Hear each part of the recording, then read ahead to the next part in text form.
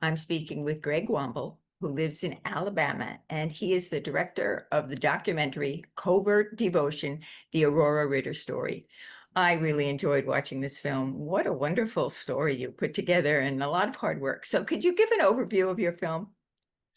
Yeah, it's a bit of a different historical documentary. I was fortunate enough to have an amazingly strange and wonderful eighth grade teacher named Aurora Ritter. And I knew she had a secret about World War II, but none of us kids knew. And years later, I read a book that her daughter wrote. And it turns out that Aurora Ritter was married to a German American who turned into a top spy for the Nazi government in the mid 1930s. She was basically deceived into moving to Germany with their two kids.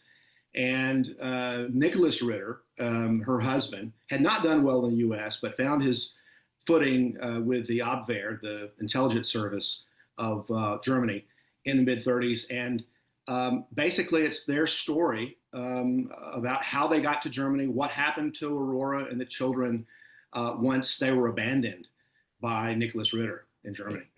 And what would you like people to take away from this? You know, I think politics are always with us, like death and taxes. But it's good to every now and then look back to know what could be present or future. And what was happening in the U.S. in the 1930s was a kind of new wave of leaning toward fascism and alternate forms of government. Communism was also huge.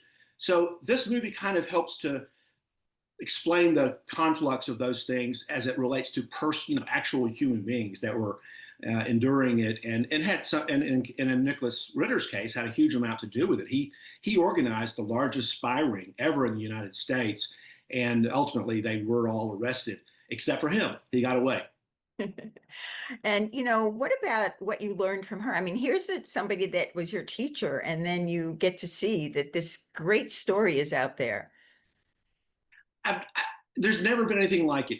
I had made documentary shorts for several years, and tried to get this made into a Hollywood movie through my script writing, but that didn't happen. And I knew it needed to be told, and I enjoyed doing it and collaborated with a lot of wonderful people. My co-producer Willard Whitson, who actually lives in Rutherford, North Carolina, and so that's why we're happy to be at the Tryon International Film Festival. One of the reasons.